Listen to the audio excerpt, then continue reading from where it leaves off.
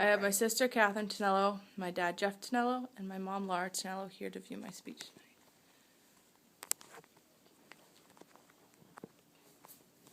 Good evening, my name is Janelle Tonello and I am just finishing up my freshman year at Liberty University Online.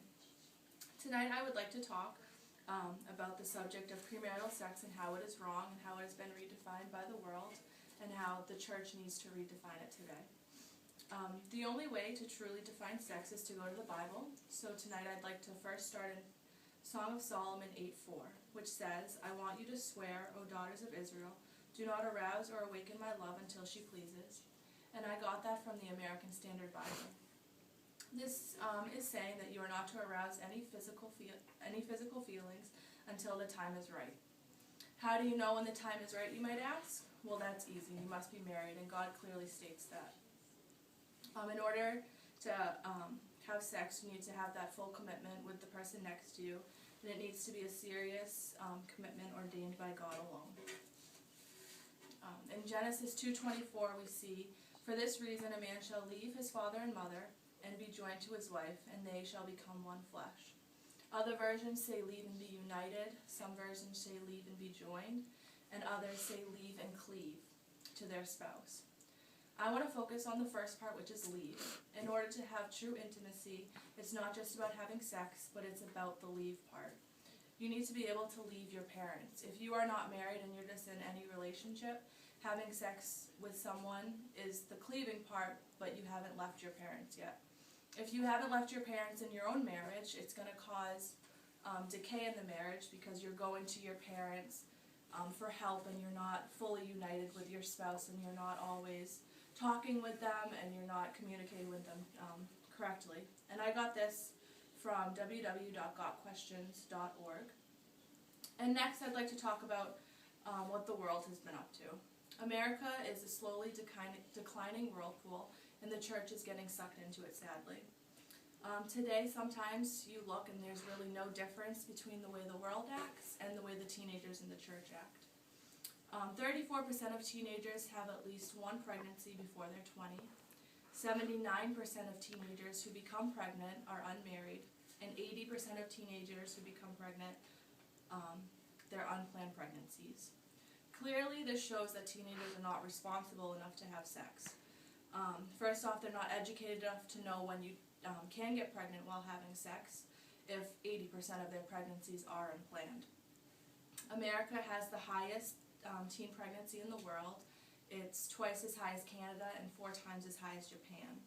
And I received this information from www.teenhelp.com, teen pregnancy statistics. The teen pregnancy rate in the church obviously is not as high, it's lower, but it's too high for the church. The teen pregnancy rate right now is at a 7.2% rate, and the rate should be at 0. Obviously, no one's perfect. People are going to make mistakes. We're human. But that number is growing, not decreasing, which is the sad thing. In order to live like Christ, we need to act like Christ. And when we're acting like Christ, that's when we're showing what true Christianity is, and that's how we're showing the world how to live. And if we're doing the same thing the world's doing, how are we showing them how to live? It's more like they're showing us how to live. I got those statistics from www.catholicnews.com. One way to solve this is the church needs to get involved. First, we need to start with our own teenagers. The next generation is a very important generation because we are going to be the ones ruling America.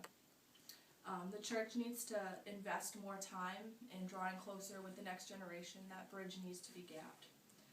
Talking about the subject is an important thing. If you ignore what sex is and you don't talk to the teenagers about what sex is, they're going to want to explore. And when they try to explore, one thing leads to another, and then you all know what happens. Another issue is you need to make the church a safe place for people to come and talk about issues like this. Whether it's a non-Christian or a Christian who becomes pregnant or is involved in a sexual relationship, they need to have someone to come to talk to, because that's how Christ finds lost souls. He can do it on his own, but he put us on this earth to help him. He wants to use us. So that's the church needs to allow themselves to be used in this area. In conclusion, we see that premarital sex has been redefined by the world. It is so messed up that we see it in our music, we see it in our television, and we see it even on Disney Channel, which 8-year-olds are watching. The church needs to make a stand, and they need to show the world the true meaning behind sex. It's not something just between any boy and girl who just met, but it's between a husband and wife who have a firm foundation in Christ. The world is in a punishable state, and in order to come out of that state, we need to show the world that God is the only one who can define anything as intimate as sex. Thank you.